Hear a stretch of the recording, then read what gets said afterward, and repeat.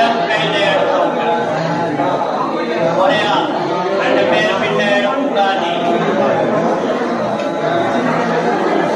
ஒரே ஆள் தான் பின்ன எடுக்கணும்.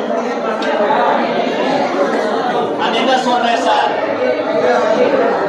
அப்பா பேர் நினைச்சீங்க, அப்பா யாரோக்கு ஈரோடு இருக்காங்களான்னு அவங்களா பின்ன எடுக்கூடாது. யாருக்கு அப்பா இறந்துட்டாங்களா அவங்கள